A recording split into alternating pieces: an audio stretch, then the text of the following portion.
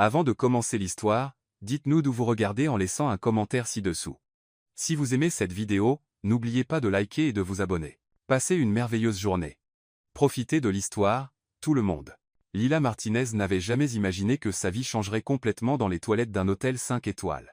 Elle essayait de nettoyer le champagne qui coulait de ses cheveux bruns lorsqu'elle entendit la conversation qui la laissa sans voix. « Es-tu sûr qu'il va te demander en mariage aujourd'hui » murmura une voix familière. Lila se figea dans la cabine, reconnaissant immédiatement le ton venimeux de Sophia Langley, la même femme qui, 5 minutes plus tôt, avait accidentellement renversé du champagne sur elle. « Bien sûr, chérie, Ethan Carter est désespéré de me reconquérir après notre rupture, rit Sophia avec malveillance. Les hommes comme lui ne peuvent pas rester longtemps sans une femme sophistiquée à leur côté. Et s'il ne te demande pas en mariage ? Demanda une autre voix. Alors, j'humilierai cette nulle qui l'a amenée pour me provoquer. As-tu vu sa robe bon marché ? Elle a probablement coûté moins cher que mon maquillage. Lila sentit son sang bouillir. Non. Elle n'était pas nulle. Elle était une graphiste talentueuse qui avait construit sa propre entreprise de toutes pièces. Ethan Carter revient toujours vers moi, poursuivit Sophia. Il essaie juste de me rendre jalouse en amenant cette femme de ménage déguisée. Le rire cruel résonna dans la salle de bain en marbre, et Lila sentit des larmes chaudes couler sur son visage. Elle n'était la cavalière de personne. Elle avait acheté son billet pour ce gala de charité avec ses propres économies, rêvant d'obtenir de nouveaux clients pour son entreprise. Lorsqu'elle sortit enfin de la cabine, la salle de bain était vide. Lila se regarda dans le miroir orné. Cheveux mouillés, maquillage étalé, robe tachée. Sophia avait raison sur une chose. Elle n'avait vraiment pas l'air d'appartenir à ce monde, mais quelque chose en elle se rebellait contre cette idée. Lila redressa les épaules, nettoya son visage et quitta la salle de bain la tête haute. Elle n'allait pas laisser Sophia Langley gâcher sa soirée. Le couloir de l'hôtel était presque vide, avec seulement quelques invités en retard se dirigeant vers la salle de bal principale. Lila était presque arrivée à l'ascenseur lorsqu'une voix masculine grave la fit s'arrêter. « Vo !» Lila se retourna, et son cœur s'arrêta presque. L'homme le plus beau qu'elle ait jamais vu se tenait à quelques mètres, grand, brun, avec des yeux bleus pénétrants et un smoking qui coûtait probablement plus cher que le loyer de son appartement pour un an. « Moi » demanda-t-elle, confuse. Il s'approcha d'un pas déterminé, et Lila dut lever la tête pour croiser son regard. « Vous êtes parfaite, dit-il, comme s'il analysait une œuvre d'art. « Pardon ?» Lila cligna des yeux plusieurs fois, pensant qu'elle avait mal compris. « Vous convenez parfaitement à ce dont j'ai besoin. » Il étudia son visage avec une intensité qui la fit rougir. « Comment vous appelez-vous » Lila Martinez, répondit-elle automatiquement, encore en train d'essayer de comprendre ce qui se passait. « Lila » répéta-t-il, et quelque chose dans la manière dont il prononça son nom fit naître des papillons dans son estomac. « Je suis Ethan Carter. » Le sol sembla se dérober sous les pieds de Lila. Ethan Carter, le milliardaire Ethan Carter, PDG de Carter Industries, l'un des hommes les plus puissants de New York. Et apparemment, l'ex-petit ami de Sophia. « Vous êtes » bégaya-t-elle. « J'ai besoin d'une faveur, » interrompit Ethan, ses yeux ne quittant jamais son visage. « Et en retour, je vais vous donner quelque chose que vous désirez vraiment. » Lila fronça les sourcils. « Vous ne me connaissez même pas. Comment pouvez-vous savoir ce que je veux ?» Un petit sourire mystérieux se dessina sur ses lèvres. « Parce que j'ai vu ce que Sophia Langley vous a fait, et je sais exactement comment vous pouvez vous venger d'elle. » Le cœur de Lila s'accéléra. « Vous venger ?» Imaginez son visage lorsqu'elle découvrira que vous n'êtes pas juste une nulle, dit Ethan, se rapprochant d'un pas. Imaginez son expression lorsque vous serez présenté comme, il s'arrêta, laissant la phrase en suspens, et Lila eut l'impression d'être au bord d'un précipice. Comme quoi, murmura-t-elle. Ethan sourit, un sourire à la fois dangereux et irrésistible. Comme ma fiancée. Lila fixa Ethan Carter, comme s'il venait de parler dans une langue étrangère. Votre fiancée ? Bégaya-t-elle, reculant d'un pas. Êtes-vous complètement fou ? Le sourire mystérieux d'Ethan ne vacilla pas. Probablement. Mais je suis aussi tout à fait sérieux. Vous ne me connaissez même pas, protesta Lila, sa voix montant d'une octave. Vous ne pouvez pas simplement aborder une étrangère, et lui demander d'être votre fausse fiancée. Pourquoi pas ? Ethan inclina la tête, étudiant sa réaction. Vous avez besoin de vous venger de Sophia.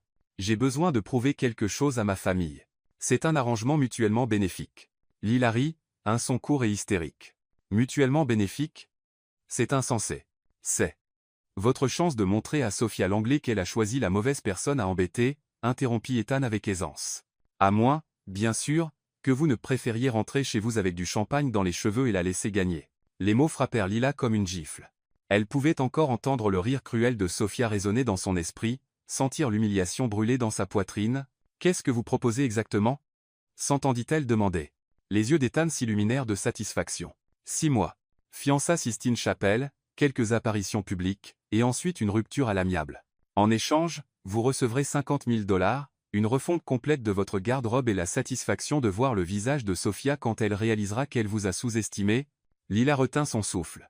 $7,000. À la signature du contrat, confirma Ethan, plus tous les frais couverts pendant notre arrangement. L'esprit de Lila s'embâilla. 50 000 $ sauveraient son entreprise, rembourserait ses dettes, et lui offrirait la sécurité financière dont elle rêvait. Mais prétendre être fiancée à un milliardaire, c'était au-delà de tout ce qu'elle avait jamais imaginé. Il y a un piège, n'est-ce pas? Demanda T, elle, méfiante. Il y a toujours un piège, rit Ethan, un son riche qui fit frémir son estomac. Fais-le intelligent. Oui, il y a un piège. Ma famille est traditionnelle. Ils s'attendent à ce que leur héritier soit marié à 30 ans, et mon anniversaire est dans 6 mois. Si je ne présente pas une fiancée convenable, ils me forceront à un mariage arrangé avec quelqu'un de leur choix. Et Sofia? Sofia pense qu'elle peut me manipuler pour que je la reprenne en me rendant jaloux. La mâchoire d'Ethan se serra. Elle a répandu des rumeurs selon lesquelles je suis désespéré de la reconquérir. Ce soir, elle s'attend à ce que je lui fasse une demande en mariage public. Lila ressentit un frisson de plaisir vindicatif. Et à la place, vous voulez annoncer vos fiançailles avec la nulle qu'elle a humiliée. Exactement. Ethan sortit son téléphone et tapa quelque chose rapidement. Mon avocat vous envoie le contrat par email en ce moment même. Quelle est votre adresse? Lila récita son adresse email automatiquement, encore en train d'essayer de tout assimiler. C'est insensé. Vous êtes insensé. Je suis insensé d'envisager ça, mais vous l'envisagez, observa Ethan, se rapprochant. Parce que vous en avez assez des gens comme Sofia qui pensent qu'ils peuvent vous piétiner.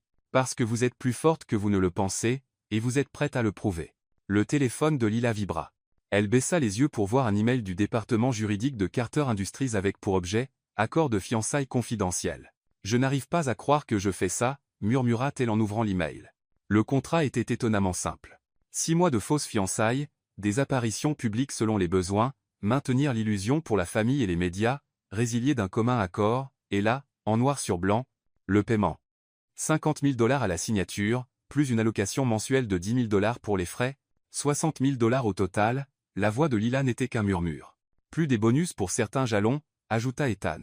Dîner de famille, événements caritatifs, ce genre de choses. Pensez-y comme à un travail d'actrice très bien payé. Lila parcourut le contrat, ses mains tremblant légèrement. Il était professionnel, détaillé et totalement légitime. Il y avait des clauses sur la confidentialité, le comportement public, et même les arrangements de vie si nécessaires. J'ai besoin de réfléchir à ça, dit-elle finalement.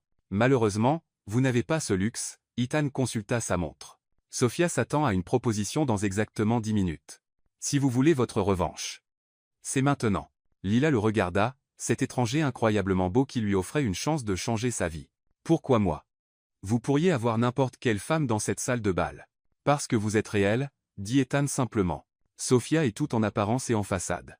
Vous êtes authentique, et honnêtement, vous êtes la seule personne ce soir qui m'a regardé sans voir des billets de banque.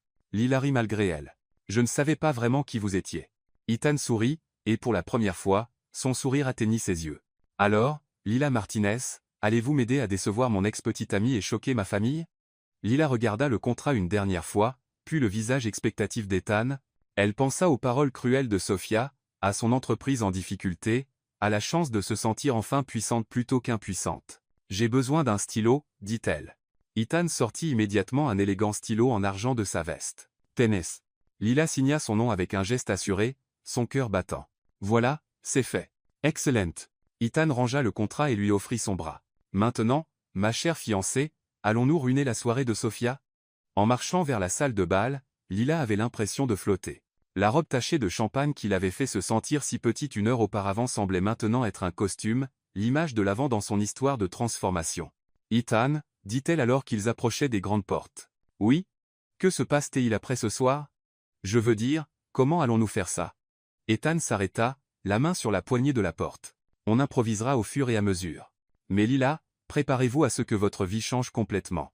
Il poussa les portes, et Lila fut immédiatement frappée par le son de la musique classique, le tintement des coupes de champagne et le murmure discret de l'élite new-yorkaise. Toutes les têtes de la salle semblèrent se tourner vers eux. Et là, au centre de la salle de bal, se tenait Sophia Langlais dans une robe rouge époustouflante, son visage s'illuminant lorsqu'elle vit Ethan. C'est l'heure du spectacle, murmura Ethan, et Lila sentit sa main se resserrer protectivement autour de la sienne. Sophia commença à marcher vers eux, son sourire prédateur et confiant. Elle n'avait aucune idée que sa soirée parfaite était sur le point de devenir un cauchemar. Lila serra la main d'Ethan, et sourit. Que le jeu commence. La salle de bal devint silencieuse lorsqu'Ethan Carter monta sur la petite scène à l'extrémité de la pièce, tenant fermement la main de Lila. Les lustres en cristal diffusaient une lueur chaleureuse sur l'assemblée des élites les plus puissantes de Manhattan, mais Lila avait l'impression d'être sous les feux des projecteurs. Mesdames et messieurs, la voix d'Ethan porta sans effort à travers la salle, attirant l'attention sans peine. Merci à tous d'être parmi nous ce soir pour cet événement caritatif exceptionnel. Comme vous le savez, la Fondation Carter s'est toujours engagée à soutenir l'éducation des enfants défavorisés. Le cœur de Lila battait à tout rompre alors qu'elle regardait Sophia Langlais se frayer un chemin à travers la foule, sa robe rouge flottant comme du feu liquide. Les doigts parfaitement manucurés de Sophia serraient une coupe de champagne si fort que Lila fut surprise qu'elle ne se brise pas. Cependant, poursuivit Ethan, son pouce caressant doucement les jointures de Lila, ce soir, j'ai une annonce personnelle qui rend cette soirée encore plus spéciale. La foule se pencha en avant collectivement, sentant le drame. Lila repéra plusieurs photographes mondains levant discrètement leurs appareils, et son estomac se noua. C'était vraiment en train d'arriver. Il n'y avait plus de retour en arrière possible. Il y a 6 mois, je pensais savoir ce que je voulais dans la vie, la voix d'Ethan prit un ton plus intime, bien qu'elle portât encore dans tous les coins de la salle. Je pensais que le succès se mesurait uniquement en termes de réussite professionnelle et de statut social. Mais ensuite, j'ai rencontré quelqu'un qui a tout changé. Lila sentit ses joues brûler, alors que des centaines d'yeux se fixaient sur elle. Elle était intensément consciente de sa robe tachée de champagne, de son maquillage légèrement étalé et du fait qu'elle n'appartenait décidément pas à ces gens qui dépensaient probablement plus pour leurs chaussures qu'elle ne gagnait en un mois. Sophia avait atteint le devant de la foule maintenant, son visage affichant un masque d'attente confiante. Elle était belle, Lila devait l'admettre. Grande, élégante, avec une sophistication polie qui venait d'une vie de privilège, ses cheveux blonds étaient relevés en un chignon parfait, et sa robe rouge coûtait probablement plus cher que la voiture de Lila. Cette femme, poursuivit Ethan, levant leurs mains jointes, m'a appris que la vraie beauté vient de la force, de l'authenticité et du courage de défendre ce qui est juste, même lorsque tout semble contre vous. Lila croisa le regard de Sophia et vit l'instant précis où la confusion commença à s'insinuer dans son expression. Le sourire parfait de Sophia vacilla légèrement alors qu'elle regardait entre Ethan et Lila, essayant de comprendre ce qui se passait. Lila Martinez, Ethan se tourna complètement vers elle, ses yeux bleus intenses et concentrés, elle est restée mon secret trop longtemps. J'ai été égoïste, voulant la garder pour moi seul. Mais ce soir, je ne peux plus attendre. La foule retint son souffle collectivement alors qu'Ethan s'agenouilla, tenant toujours la main de Lila. Les yeux de Lila s'écarquillèrent de choc. Cela ne faisait pas partie du plan. Ils n'avaient discuté que d'une simple annonce, pas d'une véritable performance de demande en mariage. Lila, la voix d'Ethan était douce mais portait dans le silence soudain. Tu as bouleversé mon monde de la plus belle manière qui soit. Tu m'as montré ce que signifie aimer quelqu'un pour ce qu'il est vraiment, pas pour ce qu'il peut faire pour moi. Lila le fixa, son esprit s'emballante. La sincérité dans sa voix était si convaincante qu'un instant, elle crut presque qu'il pensait chaque mot. Puis elle se rappela que tout cela n'était qu'une mise en scène, une performance pour humilier Sophia et répondre aux attentes de sa famille. Ethan plongea la main dans sa veste et en sortit une petite boîte en velours. Le souffle de Lila se coupa lorsqu'il l'ouvrit, révélant une bague en diamant étincelante qui captait la lumière des lustres et projetait des arcs-en-ciel dans la salle. La pierre centrale faisait facilement 3 carats, entourée de plus petits diamants qui scintillaient comme des étoiles. « Veux-tu me faire l'honneur de devenir ma femme ?» demanda Ethan, sa voix portant juste la dose de vulnérabilité nécessaire pour rendre la demande sincère et authentique. Lila était vaguement consciente que la foule retenait son souffle, que des caméras de téléphone enregistraient chaque instant, que le visage de Sophia prenait une teinte intéressante de pâleur, mais elle était surtout concentrée sur les yeux d'Ethan, qui semblaient lui demander silencieusement de lui faire confiance. « Oui, murmura-t-elle, puis elle s'éclaircit la gorge et le dit plus fort. « Oui, je veux t'épouser. » La salle de bal éclata en applaudissements et acclamations, alors qu'Ethan glissait la bague au doigt de Lila. Elle lui allait parfaitement, ce qui la surprit jusqu'à ce qu'elle se rende compte qu'il avait dû deviner sa taille en observant ses mains plus tôt. Cet homme était clairement attentif aux détails. Ethan se leva et prit Lila dans ses bras, la faisant tournoyer une fois avant de la reposer et de capturer ses lèvres dans un baiser qui fit fléchir ses genoux. Pendant un instant, Lila oublia qu'il jouait pour un public. Le baiser était doux, tendre et étonnamment délicat pour quelque chose qui était censé être faux. Lorsqu'ils se séparèrent, Lila était essoufflée et légèrement étourdie. Les yeux d'Ethan retinrent les siens un instant de plus que nécessaire, et elle y vit quelque chose qui fit battre son cœur. Quelque chose qui ressemblait dangereusement à une véritable émotion. « Je t'aime » murmura-t-il, assez fort pour que la foule à proximité l'entende. Et Lila sentit sa poitrine se serrer sous une émotion qu'elle ne pouvait pas tout à fait nommer. « Je t'aime aussi », murmura-t-elle en retour, surprise par la facilité avec laquelle les mots vinrent. La foule se précipita pour les féliciter. Et Lila se retrouva emportée dans un tourbillon de poignées de main, de baisers dans l'air et de vœux enthousiastes de la part de personnes qu'elle n'avait jamais rencontrées. Tout le monde voulait savoir comment ils s'étaient rencontrés, quand ils avaient commencé à sortir ensemble et pourquoi ils avaient gardé cela secret si longtemps. Ethan répondit aux questions avec un professionnalisme fluide, inventant une histoire sur leur rencontre dans un café, impressionné par l'intelligence et l'indépendance de Lila, et voulant garder leur relation privée jusqu'à ce qu'il soit sûr que c'était sérieux. « Elle n'est pas comme les autres femmes avec qui je suis sorti », dit Ethan à un journaliste qui avait surgi de nulle part. « Lila se fiche de mon argent ou de mon statut. Elle est tombée amoureuse de moi avant même de savoir qui j'étais. » Lila acquiesça, jouant son rôle, mais elle était hyper consciente de l'absence de Sophia dans la foule des félicitations. Elle repéra la femme blonde près du bar, son visage un masque de fureur à peine contenu. « Excusez-moi », dit Lila à un groupe d'épouses de la haute société qui la bombardait de questions sur les préparatifs du mariage. « Je dois me repoudrer le nez. » Elle se fraya un chemin à travers la foule vers les toilettes des dames, mais Sophia l'intercepta avant qu'elle n'atteigne la porte. « eh bien, la voix de Sophia était comme de la glace enrobée de soie. « Félicitations pour votre acquisition. » Lila redressa les épaules, puisant dans chaque once de confiance qu'elle possédait. « Merci. Ça a été toute une soirée. » Le rire de Sophia était aigu et amer. « Oh, pauvre petite fille naïve. Tu penses vraiment que c'est réel, n'est-ce pas ? » « Je pense, » dit Lila prudemment, « qu'Ethan et moi sommes très heureux ensemble. » Ethan Carter ne fait pas dans le bonheur. Sophia se rapprocha, son parfum entêtant et envahissant. Il fait dans le stratégique. Il fait dans le calculé. Il fait ce qui lui profite le plus à l'instant. Lila sentit une lueur de doute, mais elle la repoussa. Peut-être que c'est comme ça qu'il était avec toi, mais les gens changent. Les yeux de Sophia se plissèrent. Tu crois vraiment ça, n'est-ce pas? Tu penses que tu es spéciale. Tu penses que tu es différente de toutes les autres femmes qu'il a utilisées et jetées. Je sais que je suis différente de toi, rétorqua Lila, se surprenant par son audace. Je ne traiterai jamais quelqu'un comme tu m'as traité ce soir. Comme je t'ai traité? La voix de Sophia monta légèrement. Chérie, ce n'était que le début. Tu n'as aucune idée de ce dans quoi tu t'es embarqué. Ethan Carter va te mâcher et te recracher dès que tu ne lui seras plus utile. C'est ce qui t'est arrivé? Demanda Lila doucement. Il s'est lassé de ton utilité? Le visage de Sophia rougit. Je l'ai quitté. J'ai réalisé que j'étais trop bien pour lui, trop bien pour ses jeux et ses manipulations. Bien sûr, acquiesça Lila avec sympathie. Ça doit être dur de le voir passer à autre chose si vite avec quelqu'un qu'il aime clairement plus qu'il ne t'a jamais aimé. Le masque soigneusement composé de Sophia se fissura enfin. Tu n'es rien. Zeflate elle. Tu es personne. Tu es une pathétique petite fille qui joue à se déguiser dans un monde auquel tu n'appartiens pas. Peut-être, haussa Lila les épaules, levant la main gauche pour que l'énorme diamant capte la lumière. Mais je suis une personne qui est fiancée à l'homme que tu n'as pas pu garder. La bouche de Sophia s'ouvrit de choc face à l'audace de Lila. Lila n'avait jamais parlé à quelqu'un comme ça de sa vie. Mais quelque chose dans le fait de porter la bague d'Ethan, et de jouer ce rôle faisait naître en elle une confiance qu'elle ignorait posséder. Profite-en tant que ça dure, parvint enfin à dire Sophia. Parce que ça ne durera pas. Les hommes comme Ethan n'épousent pas des femmes comme toi. Ils épousent des femmes comme moi. Et pourtant, sourit Lila doucement, me voici avec sa bague au doigt. Et te voici, seul au bar. Le visage de Sophia passa par plusieurs nuances de rouge avant qu'elle ne tourne les talons et s'éloigne, ses talons de créateur claquant rageusement sur le sol en marbre. Lila la regarda partir, ressentant une vague de triomphe mêlée d'incrédulité. Elle l'avait fait. Elle avait tenu tête à Sophia Langlais, et avait gagné. C'était impressionnant. Lila se tourna pour trouver Ethan derrière elle, son expression indéchiffrable. « Tu as entendu tout ça ?» demanda-t-elle, soudain gênée. « Assez », Ethan s'approcha, sa voix basse. « Tu t'es comporté magnifiquement. Je suis fier de toi. » Lila sentit ses joues chauffer sous l'éloge. « Je jouais juste mon rôle. »« Vraiment ?»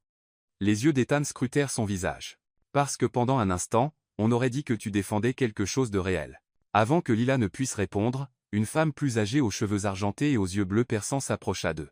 Elle était élégante d'une manière qui ne venait que de générations de raffinement et d'argent, et Lila sut instinctivement qu'il devait s'agir de quelqu'un d'important. « Ethan, » dit la femme, sa voix portant un léger accent que Lila ne pouvait pas identifier, « ne vas-tu pas me présenter à ta fiancée ?»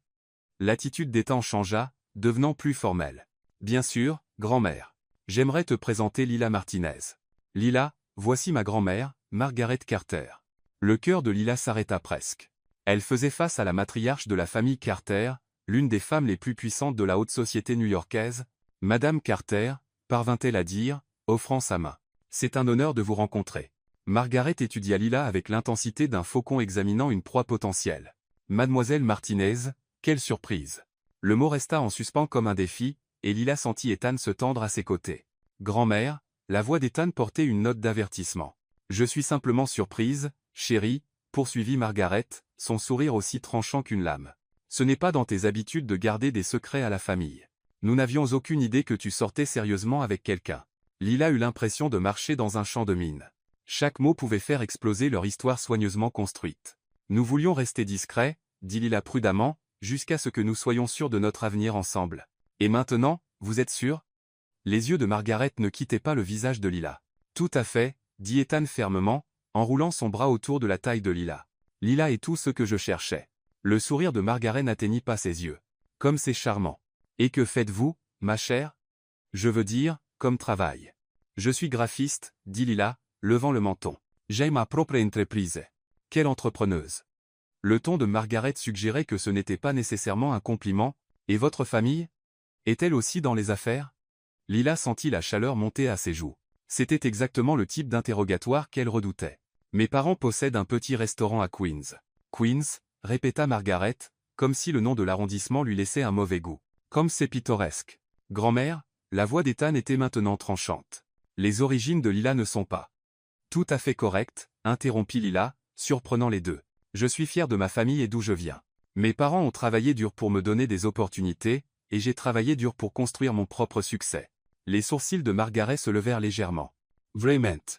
Et comment vous et Ethan vous êtes-vous rencontrés? L'esprit de Lila s'emballa.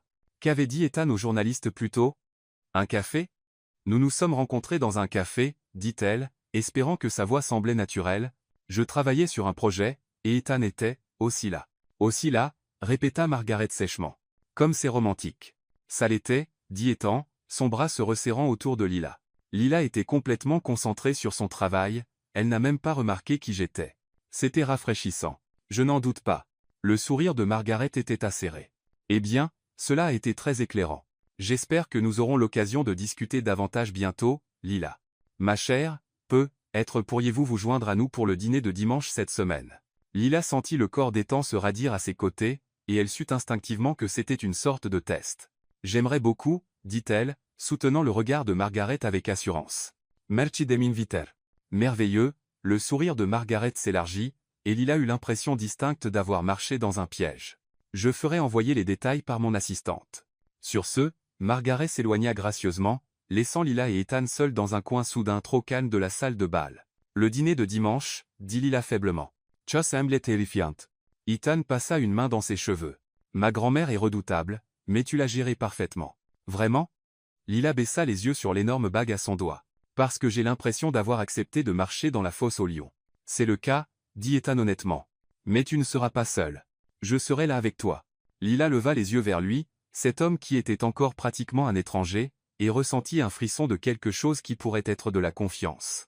Dans quoi me suis-je embarqué? Murmura-t-elle. L'expression d'Ethan s'adoucit.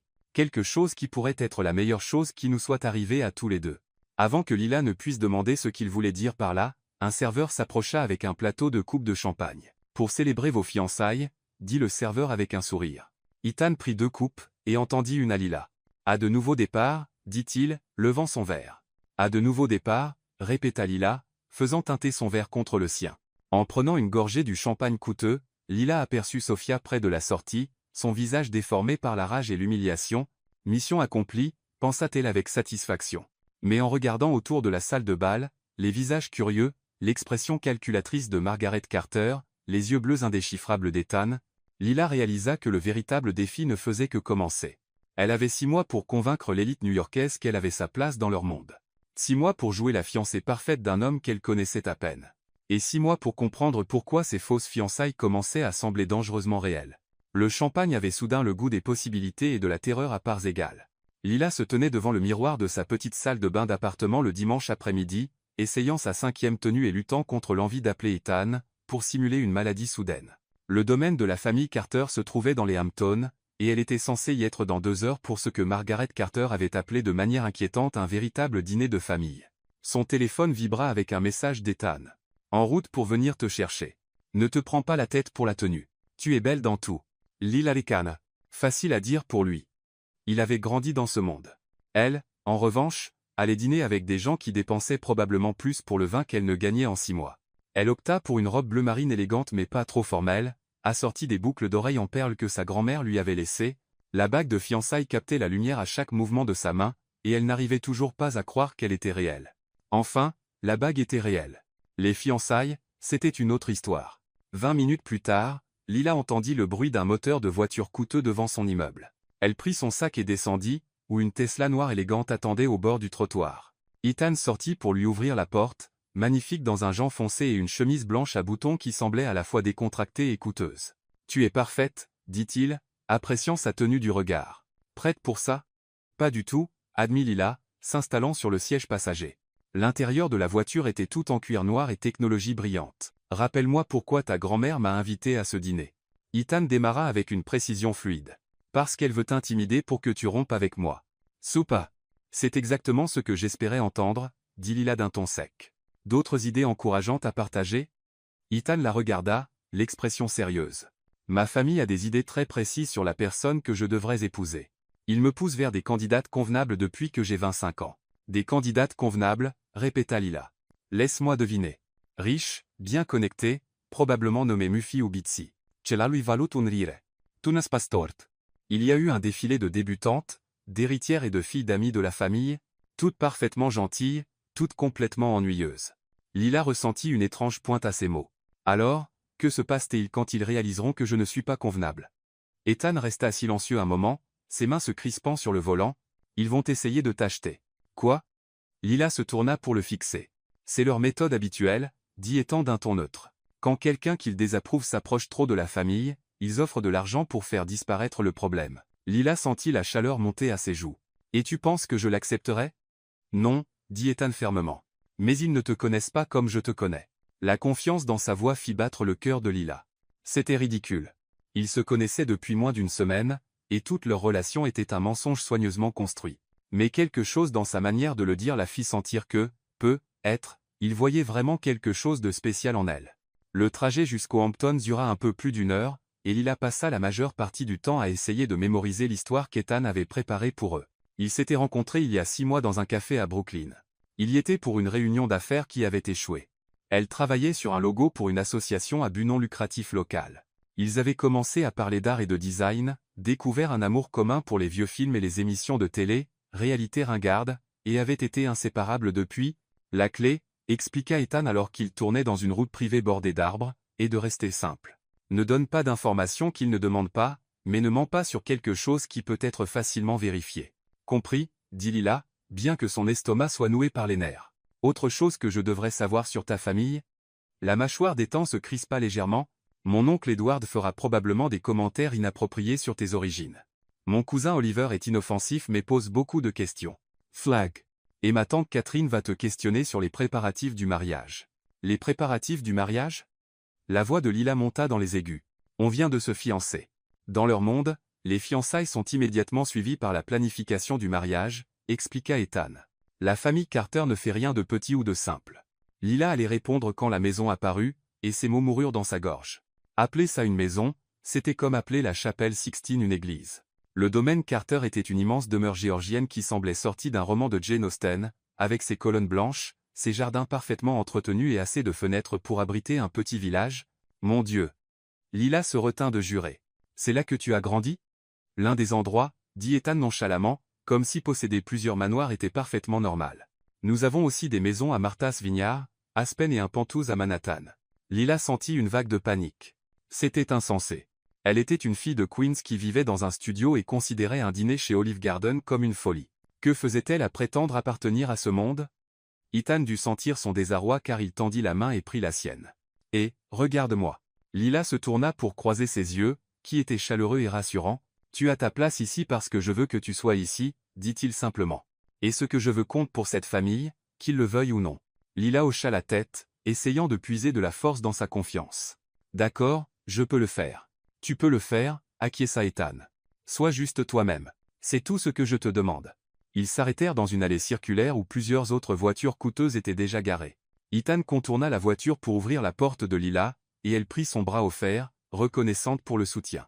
La porte d'entrée s'ouvrit avant qu'il ne puisse sonner, révélant un majordome en uniforme qui semblait tout droit sorti d'un drame d'époque. « Bonjour, monsieur Ethan », dit le majordome avec un léger accent britannique. « Madame Carter vous attend dans le salon bleu. »« Merci, Winston », répondit Ethan, guidant Lila à travers un hall d'entrée plus grand que son appartement entier. Les murs étaient ornés de tableaux à l'huile qui coûtaient probablement plus qu'elle ne gagnerait de sa vie, et un lustre en cristal digne d'un musée trônait au-dessus de leur tête. Lila essaya de ne pas rester bouche bée alors qu'ils traversaient des couloirs décorés d'antiquités, inestimables et de compositions florales fraîches qui coûtaient probablement plus que son loyer mensuel. Tout était parfait, immaculé et terriblement intimidant. Le salon bleu s'avéra être un salon formel où 4 personnes étaient déjà rassemblées, un verre à la main. Lila reconnut Margaret Carter immédiatement. Elle était assise dans un fauteuil à haut dossier comme une reine tenant sa cour, portant un collier de perles qui valait probablement plus que la voiture de Lila. « Ethan, chérie », Margaret se leva gracieusement pour les accueillir, « et Lila, comme c'est charmant de vous revoir. » Son ton était poli mais froid, et Lila sentit immédiatement qu'elle était évaluée et jugée insuffisante. « Grand-mère », Ethan se pencha pour embrasser la joue de Margaret. « Merci de nous avoir invités. » Binzua. Le sourire de Margaret était tranchant. « La famille est si importante, ne trouves-tu pas ?» Avant que Lila ne puisse répondre, un homme d'une 50aine d'années avec les yeux bleus d'Ethan et une calvitie naissante s'approcha d'eux. « Vous devez être la fameuse Lila, » dit-il, son regard parcourant son corps de haut en bas d'une manière qui lui donna la chair de poule. « Je suis Edward Carter, l'oncle d'Ethan. Enchanté de vous rencontrer, » parvint-elle à dire, acceptant sa poignée de main et essayant de ne pas reculer face à la façon dont il retint sa main un peu trop longtemps. Eh bien, le sourire d'Edward était huileux. Ethan a décidément des goûts intéressants. Lila sentit Ethan se tendre à ses côtés. Mais avant qu'il ne puisse répondre, une femme dans la quarantaine avec des cheveux blonds parfaitement coiffés et assez de bijoux pour ouvrir une petite boutique s'approcha d'eux. « Lila » s'exclama la femme, faisant la bise à Lila des deux côtés. « Je suis Catherine, la tante d'Ethan. Nous mourons d'envie d'entendre tout sur les fiançailles. »« Enchanté de vous rencontrer, » dit Lila, essayant de suivre tous les noms et relations, « et je suis Oliver. » Un jeune homme qui ressemblait à une version prépi d'Ethan s'avança avec un sourire sincère. Le cousin. Ignorait l'oncle Edward. Il boit depuis midi. Oliver, la voix de Margaret portait une note d'avertissement. Quoi? C'est vrai, Oliver sourit, complètement impénite. Alors, Lila, racontez-nous tout. Comment notre cousin bourreau de travail s'est-il enfin fait prendre? Lila lança leur histoire préparée sur leur rencontre dans un café et fut soulagée de voir qu'elle semblait bien passer. Oliver posa des questions complémentaires sur son travail. Catherine voulait en savoir plus sur leur premier rendez-vous, et même Margaret semblait écouter avec un intérêt sincère. L'oncle Edward, cependant, faisait de petits commentaires qui semblaient être des petites coupures. Une graphiste, comme c'est créatif, dit-il quand Lila mentionna son entreprise. Et vous avez dit que vos parents possèdent un restaurant à Queens? Oui, Lila Leva Lementon. Martinez Family Kitchen. Il se spécialise dans la cuisine mexicaine authentique. Comme c'est exotique, le ton d'Edward indiquait clairement qu'il ne le considérait pas comme un compliment. La main d'Ethan trouva le bas du dos de Lila, un geste de soutien qui l'aida à calmer ses nerfs. Le travail de Lila est incroyable, dit Ethan fermement. Elle vient de décrocher un contrat majeur avec le groupe Thompson. Lila cligna des yeux de surprise. Cela ne faisait pas partie de leur histoire, et elle n'avait jamais entendu parler du groupe Thompson, mais Catherine sembla impressionnée. Le groupe Thompson? Mon Dieu, c'est merveilleux. Ils sont très sélectifs sur leurs collaborateurs. Lila sourit et hocha la tête, prenant note mentalement de demander des détails à Ethan plus tard. « Allons-nous dans la salle à manger ?» suggéra Margaret, et Lila réalisa que ce n'était qu'un échauffement. Le véritable interrogatoire allait commencer. La salle à manger était encore plus intimidante que le salon. Une immense table en acajou pouvant facilement accueillir 20 personnes était dressée avec ce qui semblait être de la porcelaine ancienne, des verres en cristal et assez d'argenterie pour dérouter un expert en étiquette. Lila était reconnaissante d'avoir regardé quelques vidéos YouTube sur les repas formels. Ethan tira sa chaise, un geste qui lui valut un hochement de tête approbateur de Margaret, et Lila se retrouva assise entre lui et Oliver, avec Margaret juste en face d'elle. Elle avait l'impression d'être positionnée pour un examen maximal. Le premier plat était une sorte de soupe qu'elle ne reconnut pas, mais elle fit semblant d'apprécier. La conversation resta relativement légère. Discussion sur le gala de charité, nouvelles des amis de la famille, commentaires sur les récents événements mondains, mais Lila pouvait sentir la tension monter, comme le calme avant la tempête. C'est pendant le plat principal, un poisson qui coûtait probablement plus cher au kilo que son budget alimentaire hebdomadaire, que Margaret frappa enfin. « Alors, Lila, dit Margaret d'un ton faussement décontracté, parlez-nous de vos origines familiales. Lila sentit tous les regards de la table se poser sur elle. Eh bien, mes parents ont immigré du Mexique quand ils étaient jeunes. Ils ont travaillé dur pour construire leur restaurant et offrir des opportunités à moi et à mon frère. Comme c'est admirable, le sourire de Margaret était tranchant comme un rasoir. Et ils doivent être si fiers de votre association avec Ethan. La façon dont elle prononça association montrait clairement ce qu'elle pensait de la place de Lila dans la vie d'Ethan. Ils sont heureux que je sois heureuse, dit Lila prudemment. Bien sûr, acquiesça Margaret. J'imagine que tout cela doit être assez accablant pour quelqu'un de votre condition. Lila sentit la chaleur monter à ses joues, mais avant qu'elle ne puisse répondre, la voix d'Ethan trancha la tension comme un couteau. Grand-mère, je pense que les origines de Lila sont l'une des choses que j'aime le plus chez elle. Elle comprend la valeur du travail acharné et de gagner ce qu'on a. Oh, je suis sûr qu'elle comprend, intervint Edward avec un sourire méchant. La question est, qu'a-t-elle exactement gagné? L'insinuation était claire, et Lila sentit sa colère monter. Elle était sur le point de répondre quand Margaret leva la main. Allons, Edward. Ne sois pas vulgaire, dit Margaret, bien que ses yeux brillaient d'un amusement malicieux. Je suis sûr que Lila est une charmante jeune fille, mais Ethan, chérie, tu dois comprendre nos inquiétudes. Le mariage est un engagement si sérieux, surtout pour quelqu'un dans ta position. Ma position? La voix d'Ethan était dangereusement calme. La famille Carter a certaines obligations, poursuivit Margaret avec aisance, pour maintenir notre réputation, notre statut dans la société. Tu peux sûrement comprendre comment un mariage avec quelqu'un d'aussi différent pourrait affecter cela. Lila eut l'impression d'avoir été giflée. Le message était clair comme du cristal, elle n'était pas assez bien pour leur famille, et il n'allait pas faire semblant du contraire. Je pense, dit Lila calmement, sa voix ferme malgré la fureur qui montait en elle, que la réputation d'une famille devrait être basée sur la façon dont elle traite les gens, pas sur l'argent qu'elle possède ou d'où elle vient. Le silence qui suivit fut assourdissant. Les yeux de Margaret se plissèrent. Edward semblait choqué, et Catherine semblait retenir son souffle. Comme c'est rafraîchissant, dit Margaret finalement, son ton suggérant tout sauf cela. Je pense que Lila a raison, dit soudain Oliver, brisant la tension. Certaines des meilleures personnes que je connais viennent de milieux modestes. Le caractère compte plus que le pédigré. Oliver, la voix de Margaret portait un avertissement clair. Quoi? Je dis juste qu'il est peu, être temps d'arrêter de juger les gens en fonction de leur code postal, poursuivit Oliver, assez courageux ou insensé pour défier sa grand-mère. C'est facile à dire pour toi, ricana l'oncle Edward. Tu n'es pas celui qui héritera de l'entreprise familiale.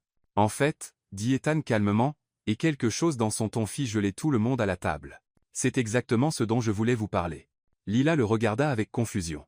Ce n'était décidément pas dans leur plan. Que veux-tu dire? Demanda Margaret, sa voix soigneusement contrôlée. Ethan plongea la main dans sa veste et en sortit une épaisse enveloppe. J'ai réfléchi à mon avenir, à ce que je veux vraiment, et j'ai pris des décisions. Il posa l'enveloppe sur la table devant Margaret, et Lila remarqua que sa main était parfaitement stable. Ce sont des documents de transfert, dit Ethan calmement. Je transfère mes parts de Carter Industries à Oliver, avec effet immédiat. La pièce explosa. Catherine retint. Sans souffler. Edward commença à jouir.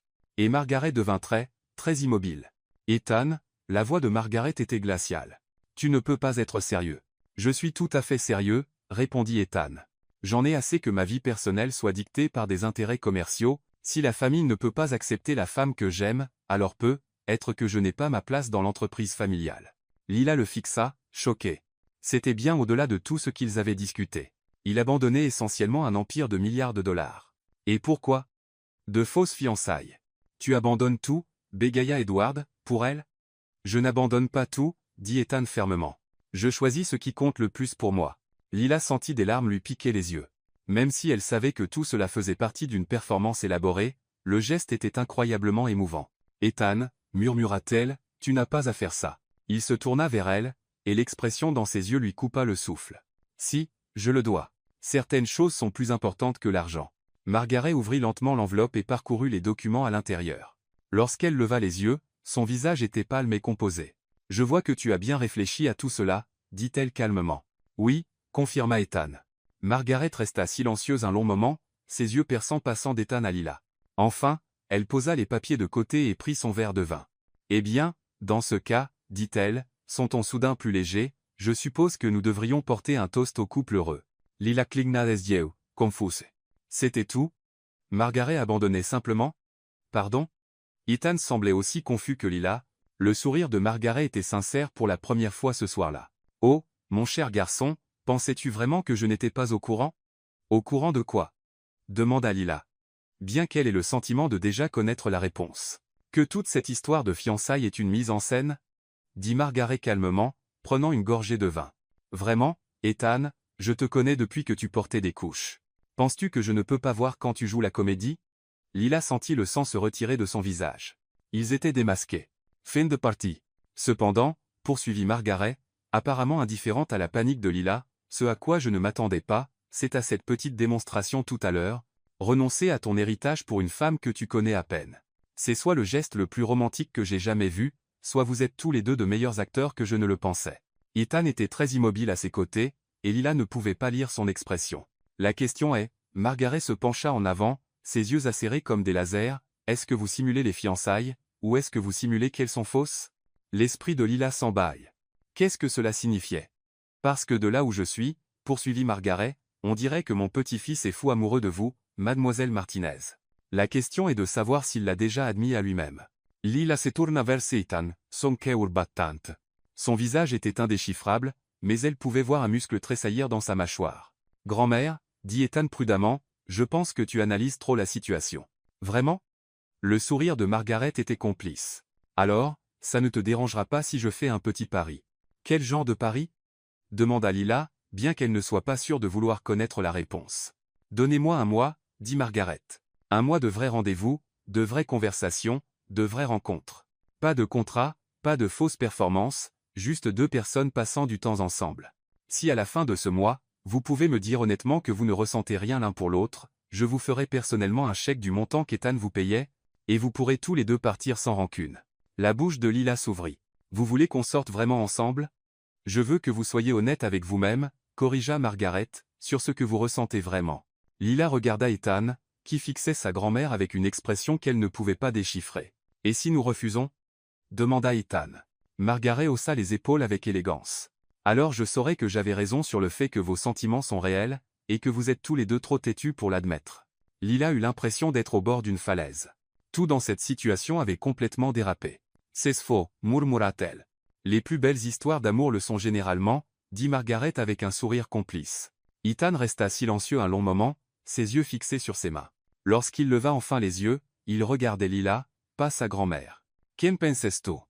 Demanda-t-il dolcement. Lila plongea dans ses yeux bleus, cherchant un indice sur ce qu'il pensait, ce qu'il ressentait.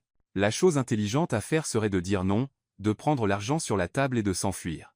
Tout cela devenait trop compliqué, trop réel, trop dangereux pour son cœur. Mais en regardant cet homme qui venait d'offrir de renoncer à un héritage de milliards de dollars pour elle, même si ce n'était qu'une partie d'une mise en scène, elle réalisa qu'elle était déjà bien plus impliquée qu'elle ne l'avait prévu. Un mois? S'entendit-elle demander. Un mois, confirma Margaret. Lila prit une profonde inspiration, sachant qu'elle était sur le point de prendre la meilleure ou la pire décision de sa vie. D'accord, dit-elle doucement. Un mois. Les yeux d'Ethan s'élargirent légèrement, et elle vit quelque chose qui ressemblait à du soulagement traverser son visage. Excellent. Margaret frappa des mains comme une enfant ravie. Ça va être tellement amusant à regarder. Alors que la famille passait au dessert et que la conversation se tournait vers des sujets plus légers, Lila ne pouvait se débarrasser du sentiment qu'elle venait d'accepter quelque chose qui allait changer sa vie pour toujours. La question était-elle prête pour ce genre de changement? En regardant Ethan, qui souriait à quelque chose qu'Oliver disait mais continuait de lui jeter des regards qu'elle ne pouvait pas tout à fait déchiffrer, Lila réalisa qu'elle était sur le point de le découvrir. D'une manière ou d'une autre, le mois suivant allait être très intéressant. Lila se tenait devant le miroir de sa petite salle de bain le mardi matin, essayant d'appliquer du mascara avec des mains qui ne cessaient de trembler. 2 jours s'étaient écoulés depuis la révélation choc de Margaret Carter au dîner de dimanche, et elle avait toujours l'impression que son monde avait été complètement bouleversé. Un mois de vrai rendez-vous. Les mots résonnaient dans son esprit alors qu'elle luttait avec son maquillage. Qu'est-ce que cela signifiait? Comment était-il censé passer d'une fausse fiancée soigneusement orchestrée à ce que cela était censé être? Son téléphone vibra avec un message d'Ethan. « Bonjour, ma belle. Prête pour notre premier vrai rendez-vous ce soir? J'ai prévu quelque chose de spécial. » Lila fixa le message, son cœur faisant cette chose agaçante de palpiter à chaque fois qu'elle pensait à lui. C'était ridicule. Elle était une femme adulte, pas une adolescente avec son premier béguin. Mais il y avait quelque chose chez Ethan Carter qui la faisait se sentir à nouveau comme une adolescente de 16 ans. Nerveuse, excitée et terrifiée à la fois. Elle répondit, prête comme je ne le serai jamais. « Que dois-je porter ?» Sa réponse arriva immédiatement. Quelque chose de confortable. On ne va pas dans un endroit chic. Fais-moi confiance. Lui faire confiance. Pinzoa. Lila commençait à penser que cela pourrait être la chose la plus dangereuse qu'elle puisse faire. Elle choisit un jean foncé, un pull crème doux et des bottines. Décontractées mais soignées. La bague de fiançailles captait la lumière lorsqu'elle prit son sac, et elle s'arrêta un instant, la fixant. Un si beau symbole de quelque chose qui n'était pas réel. Où l'était-il? Les mots de Margaret au dîner de dimanche la hantaient. Est-ce que vous simulez qu'il est faux? Lila avait passé les 2 derniers jours à analyser chaque interaction qu'elle avait eue avec Ethan, essayant de distinguer ce qui était de la comédie et ce qui pourrait être sincère. Le problème était que les lignes s'étaient tellement brouillées qu'elle ne pouvait plus faire la différence. À 6 heures précises, on frappa à la porte de son appartement. Lila ouvrit pour trouver Ethan dans le couloir, incroyablement beau dans un jean et un inlay bleu foncé qui faisait ressortir ses yeux. Il tenait une seule marguerite jaune, pas un bouquet coûteux, juste une simple fleur. « Pour toi », dit-il, offrant la marguerite avec un sourire légèrement nerveux qui fit battre son cœur. « C'est magnifique », dit Lila, acceptant la fleur. « Mais pourquoi une marguerite ?» Le sourire d'Ethan devint sincère et un peu timide. « Quand j'étais petit, ma grand-mère maternelle me disait que les marguerites signifiaient de nouveaux départs. J'ai pensé que c'était approprié. » Lila sentit quelque chose de chaleureux s'épanouir dans sa poitrine. Ce petit geste attentionné semblait plus romantique que tous les cadeaux coûteux qu'elle avait reçus. « Merci », dit-elle doucement. « Laisse-moi juste la mettre dans l'eau. » Elle trouva un petit verre dans sa cuisine et le remplit d'eau, plaçant la marguerite soigneusement à l'intérieur. Lorsqu'elle se retourna, Ethan se tenait dans son petit espace de vie, regardant autour de lui avec une curiosité sincère plutôt que le jugement qu'elle attendait. « J'aime ça », dit-il, examinant le mur de ses travaux de design. « Ça te ressemble beaucoup.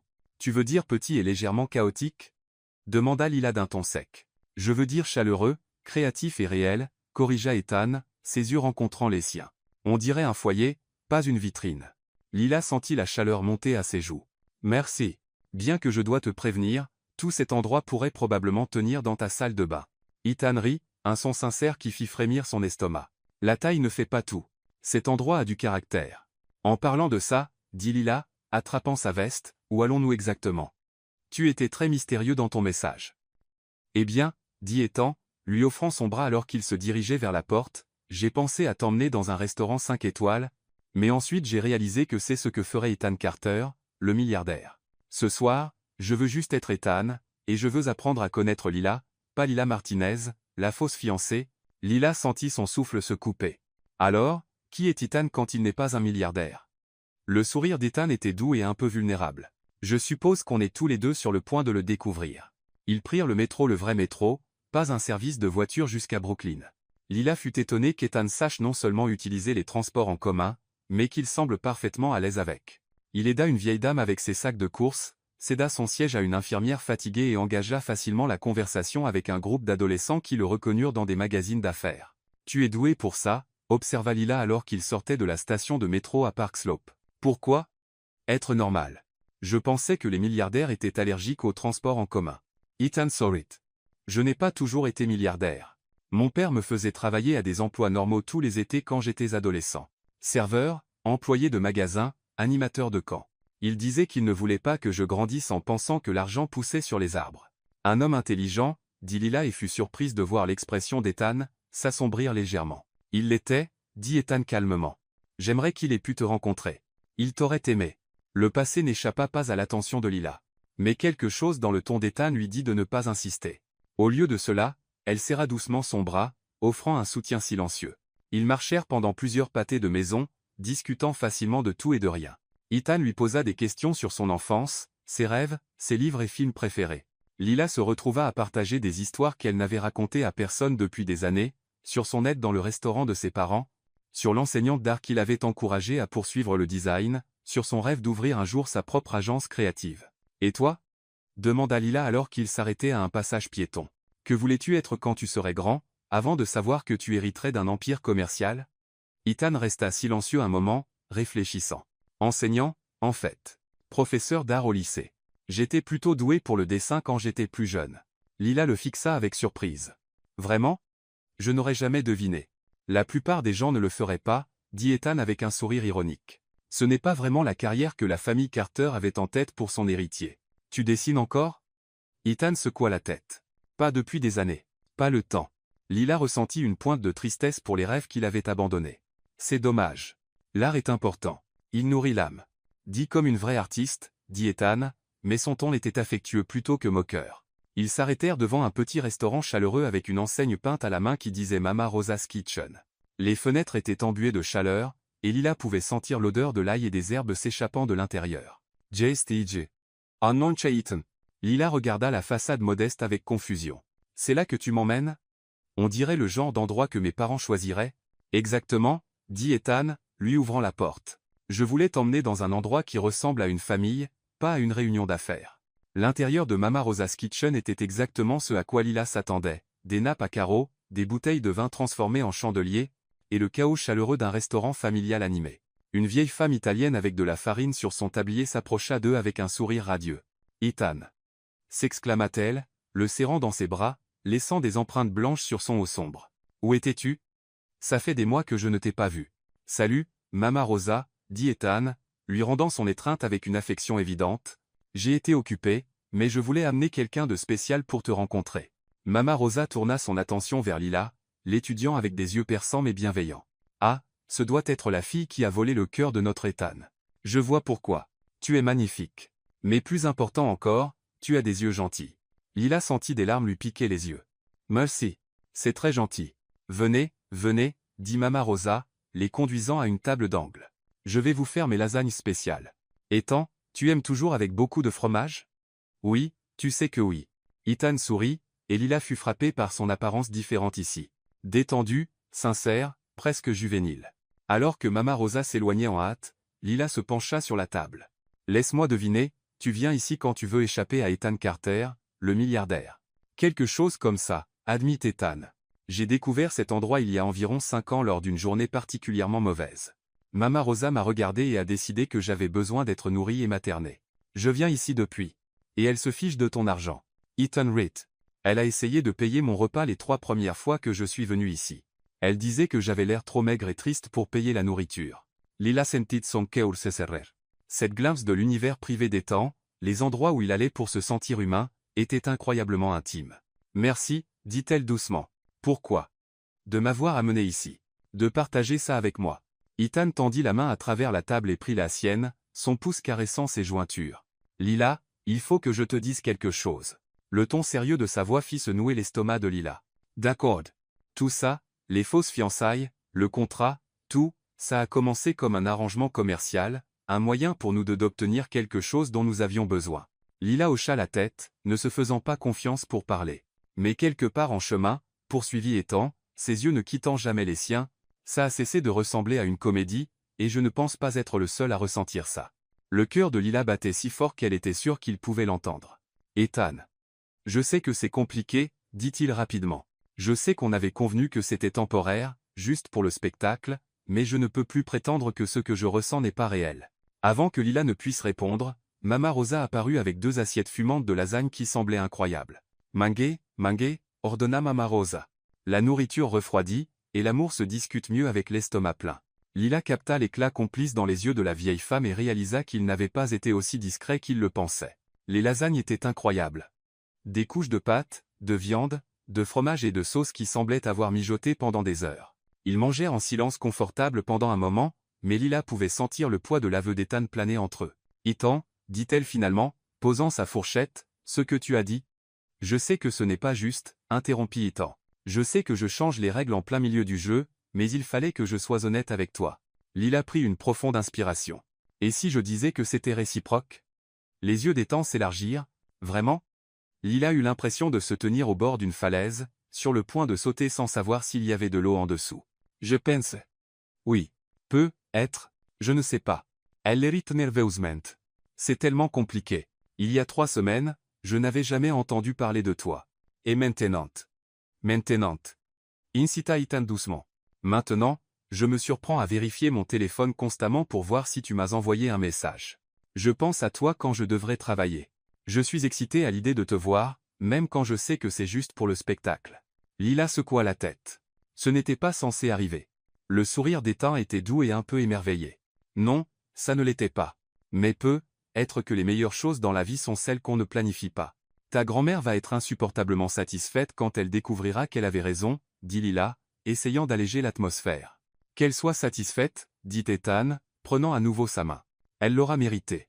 Ils terminèrent le dîner en discutant de choses plus légères, films préférés, embarras d'enfance, rêves de voyage. Mais sous la conversation décontractée, Lila pouvait sentir quelque chose de fondamental changer entre eux. La comédie avait disparu, remplacée par quelque chose de réel, de fragile et de terrifiant. Après le dîner, Ethan insista pour payer malgré les protestations de Mama Rosa, et la vieille femme les serra tous les deux dans ses bras pour leur dire au revoir. « Ramène-la bientôt », dit-elle à Ethan. « Sérieusement, celle-ci est spéciale. Ne la laisse pas s'échapper. »« Je ne le ferai pas », promit Ethan, et la sincérité dans sa voix fit battre le cœur de Lila. Ils marchèrent lentement vers la station de métro, aucun des deux ne semblant pressé de mettre fin à la soirée. « Puis-je te demander quelque chose » dit Lila alors qu'ils s'arrêtaient à un feu rouge. « Tout ce que tu veux. Quand tu étais prêt à renoncer à ton héritage dimanche soir, était-ce une partie de la comédie ?» Ethan resta silencieux si longtemps que Lila pensa qu'il ne répondrait pas.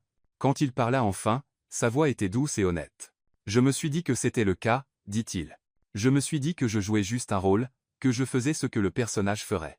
Mais à ce moment-là, en voyant ma famille te traiter comme si tu n'étais pas assez bien, Lila, j'aurais signé ces papiers, contrat ou pas, fausse fiançailles ou pas. Je ne pouvais pas supporter l'idée qu'il te fasse du mal. » Lila s'arrêta de marcher et se tourna pour lui faire face complètement. « Ethan, je sais que c'est fou, » dit-il rapidement. « Je sais qu'on ne se connaît que depuis une semaine, mais je n'ai jamais ressenti ça pour personne avant. Tu me donnes envie d'être un meilleur homme. » Lila sentit des larmes lui piquer les yeux. « Tu es déjà un homme bien. Il te fallait juste quelqu'un pour le voir. » Ethan prit son visage dans ses mains, ses pouces essuyant des larmes qu'elle n'avait pas réalisé avoir versées. « Lila Martinez, tu es extraordinaire. Pas vraiment, murmura-t-elle. Tu l'es pour moi. » Il se pencha et l'embrassa, doucement, tendrement, plein de promesses. Ce baiser était différent de celui du gala qui était destiné au public, une performance pour un auditoire. Celui-ci était juste pour eux, honnête, réel et parfait.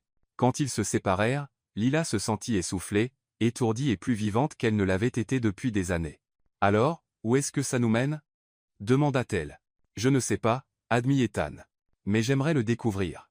Un vrai jour à la fois. » Lila sourit, se sentant pleine d'espoir et terrifiée à parts égales. « Un jour à la fois, ça me semble parfait. » Ils prirent le métro pour rentrer dans le quartier de Lila en silence confortable, sa main dans la sienne, tous deux perdus dans leurs pensées. Lorsqu'ils arrivèrent à son immeuble, Ethan la raccompagna jusqu'à sa porte comme un parfait gentleman. « Merci pour ce soir, » dit Lila, cherchant ses clés. « C'était parfait. Même si j'ai complètement déraillé nos fausses fiançailles avec mes vrais sentiments gênants ?» demanda Ethan avec un sourire autodérisoire. « Surtout à cause de ça, » dit Lila, se hissant sur la pointe des pieds pour l'embrasser doucement. « Bonne nuit, Ethan. »« Bonne nuit, Lila. » Lila le regarda depuis sa fenêtre alors qu'il retournait vers la rue principale, probablement pour prendre un taxi jusqu'à son Penthouse. En se préparant pour la nuit, elle se surprit à sourire sans raison. Son téléphone vibra avec un message. « Merci de donner une chance à tout ça. Fais de beaux rêves. » Lila répondit, « Merci d'avoir eu le courage de me dire la vérité. Dors bien. » En s'endormant, Lila ne pouvait s'empêcher de penser que Margaret Carter allait être absolument insupportable une fois qu'elle découvrirait qu'elle avait eu raison sur tout. Mais pour la première fois depuis longtemps, Lila se fichait des complications ou des conséquences. Elle tombait amoureuse d'Ethan Carter, le vrai Ethan, pas le personnage de milliardaire. Et juste peut être, lui aussi tombé amoureux d'elle. Le lendemain matin, Lila se réveilla pour trouver un paquet devant la porte de son appartement. À l'intérieur, il y avait un petit carnet de croquis et un ensemble de crayons de dessin de haute qualité, accompagné d'une note écrite de la main d'Ethan. « Lila, tu as dit que l'art nourrit l'âme. Peut-être qu'il est temps que je nourrisse la mienne à nouveau. Merci de m'avoir rappelé qui j'étais. » Lila pressa la note contre sa poitrine et sourit. Ce n'était décidément plus une simple fausse fiancée. Mais peut-être que c'était exactement ce dont ils avaient tous les deux besoin. 3 jours plus tard, Lila était à son ordinateur, travaillant sur un design de logo, lorsque son téléphone sonna. L'identifiant de la plante affichait le nom de Margaret Carter, et l'estomac de Lila se noua immédiatement. « Bonjour, Madame Carter, » répondit Lila, essayant de garder une voix stable. « Bonjour, ma chère », la voix de Margaret était chaleureuse et amusée. « J'espère que ça ne vous dérange pas que je vous appelle directement. J'ai obtenu votre numéro d'Ethan. »« Pas du tout. Que puis-je faire pour vous ?»« Eh bien, j'aimerais vous inviter à déjeuner demain, juste toutes les deux. J'ai pensé qu'il serait agréable de mieux se connaître, femme à femme. » Lila ressentit un frisson d'appréhension. « Tchela Sembo Chaman. Merveilleux. Connaissez-vous le Bernardin ?»« Disons 13 heures. » Lila déglutit difficilement. Le Bernardin était l'un des restaurants les plus chers de New York. « J'y serai. »« Parfait. » « Oh, et Lila, La voix de Margaret était pleine de satisfaction, portait quelque chose de joli. Nous avons beaucoup à discuter. La ligne se coupa, et Lila fixa son téléphone avec une appréhension croissante. Quoique Margaret Carter veuille discuter, Lila avait le sentiment que cela allait tout changer à nouveau. Lila passa toute la matinée avant son déjeuner avec Margaret Carter à essayer différentes tenues et à répéter des sujets de conversation dans le miroir de sa salle de bain. Lorsqu'elle opta finalement pour un blazer bleu marine, une blouse en soie blanche et son unique paire de jeans de créateur, une folie d'il y a 2 ans qu'elle n'avait portée que 3 fois, elle était dans tous ses états, le Bernardin était tout ce à quoi Lila s'attendait et plus encore. Éclairage élégant, nappe blanche immaculée, et des serveurs qui se déplaçaient avec la précision de danseurs de ballet. L'hôtesse la conduisit à une table d'angle où Margaret était déjà assise, resplendissante dans un tailleur couleur crème qui coûtait probablement plus cher que le loyer mensuel de Lila. « Lila, ma chère », Margaret se leva gracieusement pour l'accueillir avec des baisers dans l'air. « Vous êtes ravissante. Cette couleur vous va bien. »« Merci », parvint à dire Lila, prenant place et essayant de ne pas fixer les prix du menu. L'entrée la moins chère coûtait 68 $. « J'ai pris la liberté de commander du vin, » dit Margaret, désignant une bouteille déjà ouverte que Lila était sûre de coûter plus cher que sa dernière facture d'épicerie. « J'espère que cela ne vous dérange pas. »« Pas du tout, » dit Lila, bien qu'elle prît note mentalement de siroter très lentement. Elle avait besoin de toute sa tête pour la conversation qui allait suivre. Margaret versa du vin dans leur verre avec une aisance pratiquée. « Alors, dites-moi, comment vont les choses avec mon petit-fils ?» Lila sentit la chaleur monter à ses joues. « Elle est van Pin. Vraiment bien, en fait. Je vois cela. » Le sourire de Margaret était complice. « Vous rayonnez, ma chère. C'est très saillant. Madame Carter s'il vous plaît, appelez-moi Margaret. Nous sommes pratiquement de la famille maintenant. » Le mot famille envoya un petit frisson à travers Lila, même si elle savait qu'elle ne devait pas trop s'attacher à cette idée. « Margaret, » tenta Lila à nouveau. « Je veux que vous sachiez que je n'avais jamais prévu que tout cela arrive. Les vrais sentiments, je veux dire. Ce n'était pas dans le plan. » Le rire de Margaret était sincèrement amusé. « Oh, ma chère fille, pensez-vous que je ne savais pas exactement ce que je faisais quand j'ai lancé ce petit pari ?» Lila cligna des yeux. « Pardon ?» Le défi d'un mois, clarifia Margaret, prenant une gorgée délicate de vin. « Pensiez-vous vraiment que c'était spontané ? J'observe Ethan depuis des années, attendant qu'il trouve quelqu'un qui le défie, le change, lui rappelle qui il est vraiment sous toute cette armure de la famille Carter. » Lila la fixa, confuse. « Mais vous sembliez tellement contre moi au début. »« Je devais être sûre, » dit Margaret simplement. « Je devais savoir si vous étiez assez forte pour tenir tête à notre famille, assez intelligente pour voir à travers les défenses des temps, et assez sincère pour l'aimer pour ce qu'il est, pas pour ce qu'il a. » Lila eut l'impression que le sol se dérobait sous ses pieds. « Vous me testiez. »« Je vous testais tous les deux, » corrigea Margaret. « Et je dois dire, vous avez tous les deux réussi avec brio. » Le serveur apparut pour prendre leur commande, et Lila parvint à peine à se concentrer assez pour choisir quelque chose qui ne viderait pas complètement son compte bancaire si Margaret s'attendait à ce qu'elle paie. Margaret commanda pour elles deux avec une autorité naturelle, visiblement habituée de l'établissement. « Je ne comprends pas, » dit Lila une fois qu'elles furent seules à nouveau. « Si vous m'approuvez, pourquoi tout ce drame, le dîner familial hostile, les tactiques d'intimidation ?» L'expression de Margaret devint plus sérieuse. « Parce que je devais voir comment vous géreriez la pression. Faire partie de cette famille n'est pas facile, Lila. Il y aura toujours des gens comme Sophia, des gens qui pensent que vous n'avez pas votre place, des gens qui essaieront de vous rabaisser à cause de vos origines. » Lila ressentit une pointe familière d'insécurité. « Peut être qu'ils ont raison. Peut être que je n'ai pas ma place. » Absurde, la voix de Margaret était tranchante. « Savez-vous ce que j'étais avant d'épouser le grand-père d'État ?» Lila secoua la tête. « Couturière, » dit Margaret avec une fierté discrète. « Je travaillais dans une usine à Brooklyn, vivais dans un petit appartement avec 3 colocataires, et j'avais exactement 12 $ à mon nom quand j'ai rencontré Henry Carter à une danse de Lusso en 1955. » La bouche de Lila s'ouvrit. « Vous plaisantez. » « Pas du tout. » Le sourire de Margaret était doux, empreint de souvenirs. Sa famille était horrifiée. Une ouvrière d'usine ? Absolument inacceptable. Ils ont tout essayé pour nous séparer, pot de vin, menaces, ostracisme social. Ils m'ont dit que je ruinais sa vie, que j'étais une chercheuse d'or qui ne serait jamais assez bien pour leur précieux fils. Qu'avez-vous fait ? Je leur ai prouvé qu'ils avaient tort, dit Margaret simplement. J'ai appris leurs règles, maîtrisé leur jeu, et je leur ai montré que la classe n'a rien à voir avec l'argent ou les lignées. Cela a pris des années, mais finalement, ils m'ont accepté. Plus que cela, ils ont fini par me respecter. Lila sentit des larmes lui piquer les yeux. Je n'avais aucune idée. Très peu de gens le savent, dit Margaret. Nous ne faisons pas la publicité de nos origines modestes dans cette famille. Mais Lila, je vois tellement de moi en vous. La détermination, la dignité, le refus d'être intimidé par des gens qui pensent qu'ils sont meilleurs que vous. J'ai peur, admit Lila doucement. Ce monde, cette vie, c'est tellement loin de tout ce que j'ai connu. Bien sûr que vous avez peur, Margaret tendit la main à travers la table et serra celle de Lila. Mais vous n'êtes pas seul. Vous avez Ethan, et vous m'avez moi. Et je vous promets, ma chère, c'est plus que suffisant. Leurs entrées arrivèrent, une sorte de préparation de poisson délicate, arrangée avec art et probablement contenant des ingrédients que Lila ne pouvait pas prononcer. Elle prit une bouchée hésitante et fut surprise par son goût délicieux. Maintenant, dit Margaret, coupant son propre apéritif avec une précision chirurgicale, parlons de la vraie raison pour laquelle je vous ai invité ici. L'estomac de Lila se serra. Ça y est, pensate. Margaret plongea la main dans son sac et en sortit une épaisse enveloppe, la posant sur la table entre elles. Lila reconnut l'entête de Carter Industries et sentit son cœur sombrer. « Qu'est-ce que c'est » demanda Lila, bien qu'elle craignît déjà de connaître la réponse. « Un contrat, dit Margaret calmement, mais pas celui auquel vous pensez. » Avec des doigts tremblants, Lila ouvrit l'enveloppe et commença à lire. Ce n'était pas une offre de pot de vin ou un accord de confidentialité. C'était une offre d'emploi. Directrice créative senior chez Carter Industries, avec un salaire qui faisait ressembler ses revenus actuels à de l'argent de poche. « Je ne comprends pas, » dit Lila, levant les yeux vers Margaret avec confusion. « Ethan a mentionné que vous cherchiez à développer votre entreprise, » expliqua Margaret. « Carter Industries a besoin de mettre à jour toute son identité de marque depuis des années. Qui de mieux pour diriger ce projet que quelqu'un avec un regard neuf et un véritable talent ?» Lila fixa le contrat, son esprit s'emballant. « C'est une opportunité incroyable. » « Oui, en effet, » acquiesça Margaret. « Mais c'est aussi un test. » « Quel genre de test ?»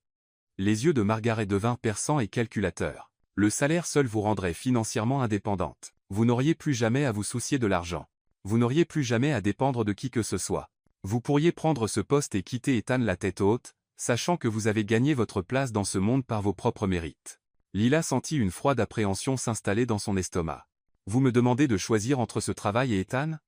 Je vous demande de prouver que vous n'êtes pas avec mon petit-fils pour son argent, » dit Margaret franchement, « parce que si c'est le cas, ce contrat vous offre une sortie avec votre dignité intacte. » Lila fixa les documents dans ses mains, se sentant comme dans un cauchemar. « Et si je refuse le poste ?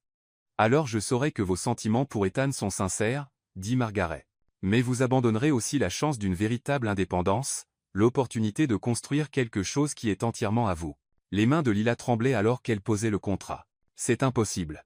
Vous me demandez de choisir entre mes rêves professionnels et l'homme que j'aime. » L'aveu lui échappa avant qu'elle ne puisse l'arrêter, et le sourire de Margaret était triomphant. « Donc, vous l'aimez » Lila sentit des larmes brûler derrière ses yeux. « Oui, je l'aime.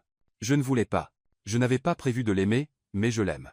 Et maintenant, vous me demandez de le prouver en abandonnant tout ce pour quoi j'ai travaillé. »« Pas tout, » dit Margaret doucement. « Juste cette opportunité particulière, Lila. Il y aura d'autres emplois, d'autres chances de construire votre carrière. Mais le véritable amour, c'est rare, précieux, ça vaut la peine de se battre pour lui. » « Facile à dire pour vous, » dit Lila, essuyant une larme qui s'était échappée. « Vous avez déjà gagné votre bataille.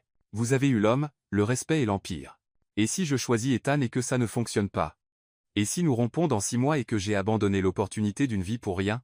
Margaret resta silencieuse un long moment, étudiant le visage de Lila avec ses yeux bleus perçants. « Puis-je vous confier un secret ?» dit Margaret finalement. Lila hocha la tête, ne se faisant pas confiance pour parler. « Quand j'ai épousé Henry, sa mère m'a fait le même choix. Elle m'a offert une somme d'argent substantielle pour disparaître ou un poste dans l'une de leurs entreprises, un bon poste, avec un excellent salaire et de réelles responsabilités. Tout ce que j'avais à faire était de m'éloigner de son fils. Qu'avez-vous choisi ?» Le sourire de Margaret était doux et plein de souvenirs. « J'ai choisi l'amour. Et savez-vous ce qui s'est passé ?» Lila secoua la tête. 6 mois plus tard, elle m'a offert un poste encore meilleur parce qu'à ce moment-là, elle avait vu à quel point je rendais son fils heureux, à quel point il était plus fort avec moi à ses côtés. L'amour n'a pas mis fin à mes ambitions, Lila. Il les a renforcées. Il m'a donné la confiance de rêver plus grand, d'atteindre plus haut, de devenir plus que je n'avais jamais pensé possible. Leur plat principal arriva, interrompant la conversation. Lila prit mécaniquement quelques bouchées de ce qui était probablement un plat exquis, mais elle pouvait à peine en goûter quoi que ce soit. « Ce que vous ne comprenez pas, » poursuivit Margaret, « c'est que ce n'est pas vraiment à propos du travail. C'est une question de confiance. Faites-vous assez confiance à Ethan pour croire qu'il soutiendrait vos rêves, vous aiderait à construire votre carrière, célébrerait vos succès? Vous faites-vous assez confiance pour savoir que vous pouvez réussir avec l'amour dans votre vie, et pas seulement malgré lui? Lila pensa au visage d'Ethan quand il parlait de son travail, à la fierté dans sa voix quand il mentionnait ses projets à sa famille, à la manière dont il avait regardé son portfolio de design avec une admiration sincère. « Il croit en moi », dit Lila doucement. « Oui, en effet, confirma Margaret. Plus que cela, il voit votre potentiel même quand vous ne le voyez pas. Ethan m'a parlé de votre rêve d'ouvrir votre propre agence créative. Saviez-vous qu'il a déjà commencé à chercher des biens immobiliers commerciaux dans les quartiers que vous avez mentionnés aimer ?» Le souffle de Lila se coupa. « Vraiment ? Il a également discrètement fait du réseautage en votre nom, présentant votre nom à des contacts qui pourraient aider à développer votre entreprise. Il n'essaie pas de prendre soin de vous, Lila. Il essaie de vous aider à voler de vos propres ailes. » Lila sentit de nouvelles larmes menacées. « Pourquoi me dites-vous tout cela ? » « Parce que je veux que vous compreniez à quoi ressemble un véritable partenariat, » dit Margaret. « Il ne s'agit pas de choisir entre l'amour et l'ambition. Il s'agit de trouver quelqu'un qui rend les deux possibles. » Lila fixa le contrat, son esprit tourbillonnant. « Alors, que se passe-t-il si je refuse cela ? Est-ce que je passe votre test ?» Le rire de Margaret était sincèrement amusé. « Oh, ma chère, vous avez passé le test au moment où vous avez dit à Sophia Langlais que vous étiez une personne insignifiante fiancée à l'homme qu'elle n'a pas pu garder. C'est là que j'ai su que vous aviez l'étoffe pour faire partie de cette famille. Alors pourquoi ? Parce que vous deviez savoir que vous aviez des options, dit Margaret simplement. Je ne veux pas que vous restiez avec Ethan, parce que vous pensez qu'il est votre seule chance de sécurité. Je veux que vous le choisissiez parce qu'il est le choix de votre cœur. Avec ou sans emploi ? Avec ou sans argent ? Lila sentit un poids se soulever de ses épaules. Et le poste ? Le sourire de Margaret était malicieux. Oh, le poste est réel. Carter Industries a vraiment besoin d'un directeur créatif, et vous êtes vraiment la meilleure candidate que j'ai trouvée, mais Lila, oui. Je n'allais jamais vous laisser partir. D'une manière ou d'une autre, vous allez faire partie de cette famille. La seule question était de savoir si vous alliez vous battre pour votre place ou vous laisser acheter. Lila se mit à rire, d'abord un gloussement, puis un rire franc qui attira les regards des autres clients. Vous êtes absolument diabolique. Je préfère dire stratégiquement astucieuse, dit Margaret avec dignité, bien que ses yeux pétillassent. Alors, quelle est votre décision concernant le poste ? Lila regarda à nouveau le contrat, le voyant cette fois non pas comme un test, mais comme une opportunité. J'aimerais négocier certains termes. Je veux garder mes propres clients et travailler sur les projets de Carter Industries en tant que consultante plutôt qu'employée. De cette manière, je peux construire ma propre agence tout en contribuant à votre rebranding. Le sourire de Margaret était fier. Maintenant, vous pensez comme une Carter. Marché conclu. Elles passèrent le reste du déjeuner à discuter des détails de l'arrangement de consultante de Lila.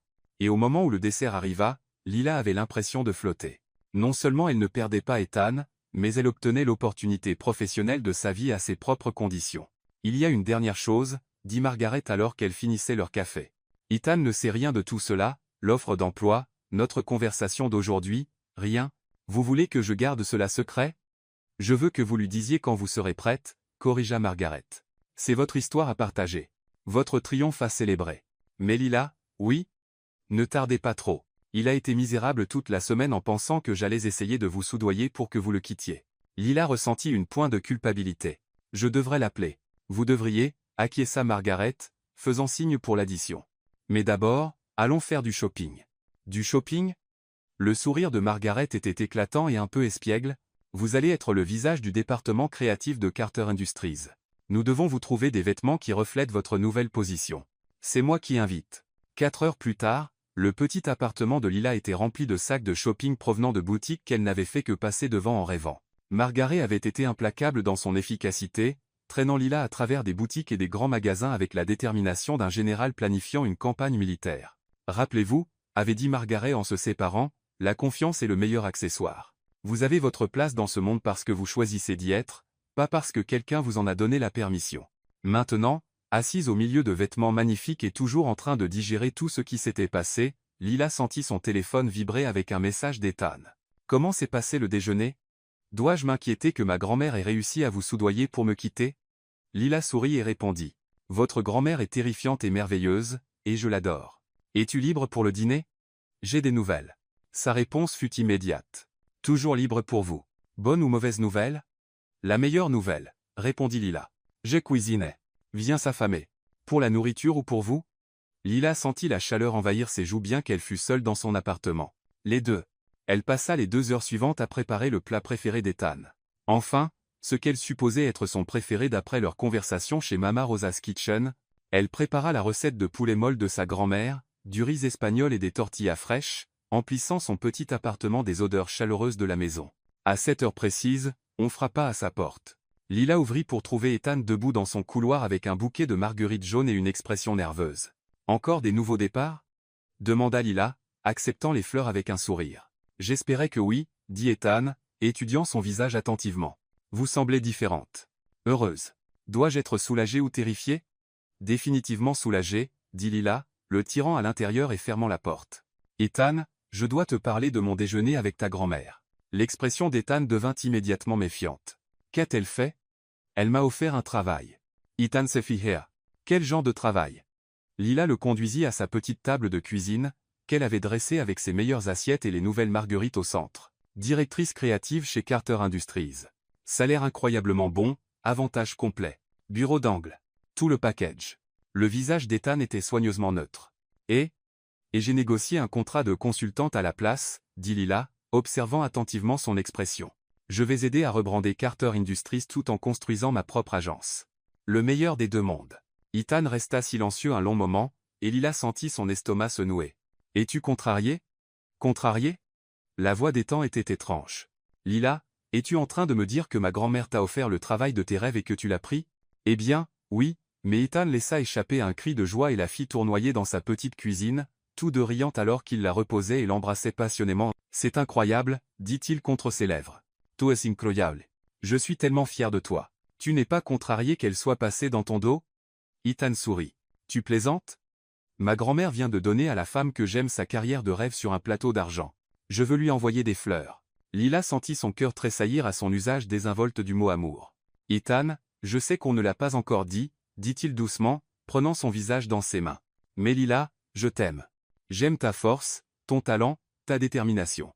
J'aime la façon dont tu tiens tête à ma famille et la façon dont tu me donnes envie d'être meilleur. J'aime que tu aies choisi de construire quelque chose avec moi au lieu d'accepter simplement ce qui t'était offert. Lila sentit des larmes jaillir dans ses yeux. Je t'aime aussi, tellement. Ça me fait peur. Nous n'avons pas à avoir peur, dit Ethan, ses pouces essuyant ses larmes. Nous pouvons comprendre ça ensemble. Même si je suis sur le point de devenir ton partenaire en affaires? Le sourire d'Ethan était doux et plein de promesses. Surtout à cause de ça. Lila Martinez, veux-tu être ma vraie fiancée? Pas pour le spectacle, pas pour la pression familiale, pas pour des contrats ou des arrangements, mais parce que nous nous choisissons l'un l'autre. Lila sentit son cœur déborder de bonheur. Oui. Oui. Absolument. Oui. Ethan l'embrassa à nouveau, doucement, tendrement, plein d'amour. Et Lila pensa que c'était ce que ressentaient les fins heureuses. Pas parfaite, pas sans défi, mais réelle, choisie et valant la peine de se battre. Plus tard, alors qu'ils étaient assis à sa petite table à partager du poulet molle et à parler de leur avenir, le téléphone de Lila vibra avec un message de Margaret. Je suppose que d'ici là, tu as parlé à Ethan du travail. Comment l'a-t-il pris? Lila montra le message à Ethan, et il sourit en tapant une réponse. Il planifie actuellement d'envoyer le plus grand bouquet de marguerites que l'argent puisse acheter. Merci d'avoir vu ce que nous ne pouvions pas voir nous-mêmes. La réponse de Margaret arriva rapidement. Il était temps que vous deux compreniez. Dinner familial dimanche. Je promets d'être moins terrifiante cette fois. Lila rit en répondant. Nous y serons. Merci pour tout. Bienvenue dans la famille, ma chère. En regardant autour de son petit appartement, les fleurs qu'Ethan avait apportées, les beaux vêtements que Margaret lui avait achetés, l'homme qu'elle aimait assis à la table de sa grand-mère, mangeant des plats cuisinés avec les recettes de sa mère.